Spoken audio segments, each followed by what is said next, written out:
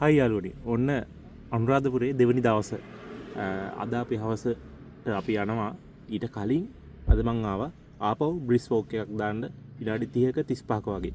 මං අද පෙන්නන්නම් විනාඩි 30ක 35ක බ්‍රිස් වෝක් එකක් දැම්මාම කොච්චර කැලරි ප්‍රමාණයක් ඔයාලට බර්න් කරගන්න පුළුවන්ද කියලා. එන්න මාත් එක්ක. හරි යාළුවනේ. ඔන්න දැන් තමයි අපි පටන් ගන්න. හරිද? දැන් ඔන්න heart rate එක 106යි. සාමාන්‍ය වෝම් අප් කරන ගමන් අපි ඉන්නේ.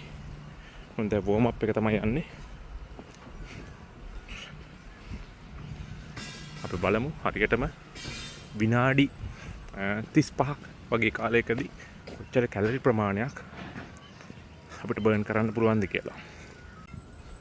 මං යාළුවනේ හැම වෙලාවෙම කියන්නේ ඔයා ව්‍යායාම කරන්න පටන් ගන්න කෙනෙක් නම් පුළුවන් තරම් උත්සාහ කරන්න මේ වගේ අවුට්සයිඩ් පාක් එකකට ඇවිල්ලා මේ වගේ ජොගින් ට්‍රැක් එකකට ඇවිල්ලා මේ වටපිට సౌందර්යයේ විදින ගමන් ඔයාලගේ ජොග් එක හරි මේ බ්‍රිස් වෝක් එක හරි කරන්න. ඒකෙන් ඔයාලට හොඳ මොටිවේෂන් එකක් හම්බ වෙනවා දිගටම කරගෙන යන්න. ඔයාලට පුළුවන් මේ ඔයාලගේ ෆැට් බර්නින් සෝන් එක හොයාගන්නේ කොහොමද කියලා මම මේ කරන ගමන් කියලා දෙන්නම්. දැන් මම බ්‍රිස් වෝක් කරන්න ඕනේ මේ සෝන් එකේ ඉඳන්. ඉතින් ඔයාලට ස්මාර්ට් වොච් එකක් තියෙනවා නම් හරි මොකක් හරි heart rate tracking device එකක් ඔයාලා ගාව තියෙනවා නම් ස්මාර්ට් රිස්ට් බෑන්ඩ් එකක් හරි තියෙනවා නම් ඔයාලට පුළුවන් මේ බ්‍රිස් වෝකින් heart rate zone එකේ ඉඳගෙන ඔයාලට මේ ඔයාලගේ වෝකින් එක කරන්න කොහොමද කියන්න මම කියලා දෙන්නම්. 220න් ඔයාගේ වයස අඩු කරන්න. ඒ හම්බෙන අගය තමයි ඔයාගේ maximum heart rate එක. අපිට දලාගයක් ඇතිනේ. ඒ maximum heart rate එකෙන් ඔයාලා 150ක් 170ක් වගේ අතර ප්‍රමාණයක් හොයාගන්න. ඒක තමයි ඔයාගේ lower limit එක සහ upper limit එක fat burning zone එකේ. මේක දල අගයක් තමයි එන්නේ. ඊට පස්සේ ඔයාගේ smart watch එක හරි ඔයාගේ මොකක් හරි heart rate monitor කරන wristband එකක් හරි මොකක් හරි device එකක් ඔයාලගේ තියෙනවා නම් ඒක පාවිච්චි කරලා ඔයාලට පුළුවන් ඔයා දැන් මේ ඇවිදිනකොට ඔයාගේ heart rate එක වෙනස් වීම මනින්න. අන්නේ heart rate එකේ අර මම කියපු 150 170 රේන්ජ් එකේ ඉඳගෙන ඔයා ඇවිදින්න. මේ විදිහට ඇවිද්දනම් හරි ඊට වඩා වේගෙන් දුවන්න ඕනේ නැහැ. ඔයාට heart rate එක මොනිටර් කරන්න පුළුවන් අර වගේ මං කිව්වා වගේ device එකක් තියෙනවා නම් ඔයාට ගැටලුවක් වෙන්නේ නැහැ. මේ zone එකේ ඉඳගෙන ඔයාට fast walk එක නැත්තම් දුවන්නෙත් නැති ඇවිදින්නෙත් නැති මේ වගේ මම මේ යන වගේ ස්පීඩ් එකකින් ඔයාට මේ වැඩේ කරන්න පුළුවන්. ඒකට ඔයාට උපරිම විදිහට ඔයාගේ ඩයට් එකත් එක්කම ඔයාගේ කැලරි ඩිෆිසිට් එකත් එක්කම මේ වැඩේ මේ වගේ පාක් එකකට ඇවිල්ලා හරි ට්‍රෙඩ්මිල් එකේ හරි කරන්න පුළුවන්. හැබැයි ඒ වගේම තමයි අනිවාර්යයෙන්ම ස්ට්‍රෙන්ත් ට්‍රේනින් ඔයාගේ ස්ට්‍රෙන්ත් එකත් වැදගත්.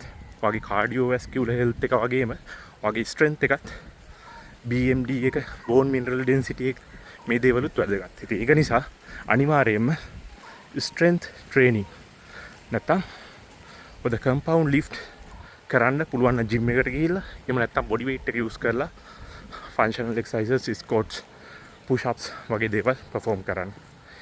ඒක වගේ ස්ට්‍රෙන්ත් එකට ඒ වගේම BMD එකට බෝන් මිනරල් ඩෙන්සිටි එකට. ඉතින් යාළුවනේ මේ ජොගින් ට්‍රැක් එක ගාව මේ වයිට් තීම් හොටෙල් එකක් හදලා තියෙනවා. මේක මං හිතන්නේ මාතරක් තියෙනවා මේ වගේ ලස්සන මේකට අද හොටෙල් එකක්. හැබැයි ඉතරන ලස්සන නෑ මේ තියෙන වටපිටාව නම් මේකත් වහලා තියෙන්නේ. ඔයාලට පේනවා ඇති. මේ එහෙම තීම් එකට හදපු හොටෙල් එකකුත් තියෙනවා මේ ජොගින් ට්‍රැක් එක ගාව. දැන් ඉතින් යාළුවනේ වෝම් අප් එක ඉවරයි. විනාඩි 5ක් විතර වෝම් අප් කරලා මං අර ෆැට් බර්නින් සෝන් එකේ තියෙන heart rate range එක ඇතුළට මගේ heart rate එක මං අරගෙන ඇවිල්ලා තියෙන්නේ දැන්. මෙන්න මේක නිසා තමයි මම කියන්නේ ඔයාලට ජොගින් කරන්න නැත්නම් මේ වගේ බ්‍රිස් වෝක් කරන්න පුළුවන් තරම් මේ වගේ ජොගින් ට්‍රැක් එකකට යන්න කියලා. මාරම ලස්සනයි යාළුවනේ. මාරම ආස හිතෙනවා. මට මේක හැමදාම කරන්න පුළුවන් නම් ගොඩක් හොඳයි. මම ගොඩක් වෙලාවට කැස්බෑවි ජොගින් ට්‍රැක් එකට යනවා. නමුත් ක්ලයන්ට්ලගේ සෙෂන්ස් නිසා මම ගොඩක් වෙලාවට බිසි වෙනවා. ඉතින් එතකොට මට ඒක එහෙම කරන්න බැරි වෙනවා. නමුත් මම විශ්වාස කරනවා බහුතරයක් අයට මේ වගේ ට්‍රැක් එකකට යන එක හරිම ලේසි වැඩක්. වෙලාව බැලුවොත් දැන් විනාඩි 19ක් මම වොක් කරලා තියෙනවා. දැන් මම ඉන්නේ ෆැට් බර්නින් සෝන් එකේ. කිලෝමීටර් 1.8ක්. හරි. අපි විනාඩි 35ක් තමයි මේ වොක් එක කරන්නේ.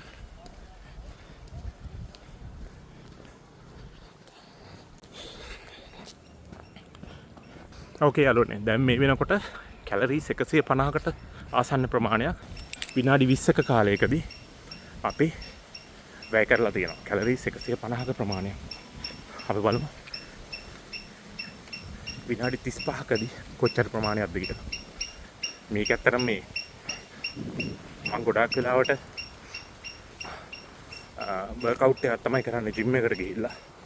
මට මෙහෙම පාක් එකකට ගිහිල්ලා මේ විදිහට වෝක් එකක් කරන්න වෙලාවක් එන්නේ නැහැ දවසේ ක්ලයන්ට්ලත් එක්ක. ඒක නිසා මම ගොඩක් වෙලාවට weight training තමයි කරන්නේ. අපි නැත්නම් කිව්ව resistance training තමයි කරන්නේ. නමුත් අද මේ ඔයාලට මේ වීඩියෝ එක ගේන්න ඕන නිසා සහ මටත් මේක මිස් වෙන නිසා මමත් ගොඩක් ආසයි ඇවිදින්න, විශේෂයෙන්ම මේ වගේ පරිසරයක. කිලෝමීටර් 2යි යාළුවනේ. විනාඩි 21ක්.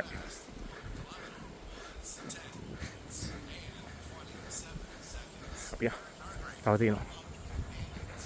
මම අර පොඩ්ඩක් මේ ෆැට් බර්නින් සෝන් එකේ අපර් ලිමිට් එකට ගෙනියන්න හදන්නේ මගේ heart rate එක. ඒක නිසා මම පොඩ්ඩක් ස්පීඩ් ඇවිදිනවා. අරුකම දැන් ඔයාලට මොකක් හරි නී පේන් එකක් හරි මොකක් හරි දෙයක් තියෙනවා නම් පොඩ්ඩක් පරිස්සමෙන් මේ වගේ ෆාස්ට් ඇවිදින එක රෙකමන්ඩ් කරන්න බැරි වෙයි සමහර වෙලාවට. Knee pain, ankle pain, hip pain එකක් එහෙම තියෙනවා. ඒ නිසා පරිස්සමෙන් මේ වගේ ව්‍යායාම කරන්න කලින් ඔයාගේ ડોක්ටර්ගෙන් මෙඩිකල් ලෝකේ ඒක අරගෙන ඉන්න.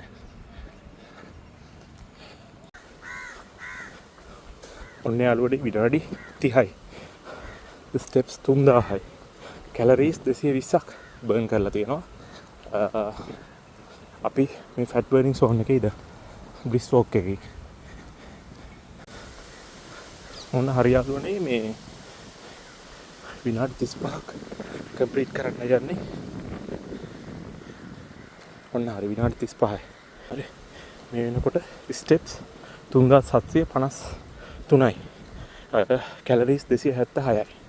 දැන් මම වාහනේට යනකොට සාමාන්‍යයෙන් මම මේ ස්පීඩ් එකෙන් යනවා. තව ටිකක් වැඩිපුරක ඇවිදිනවා.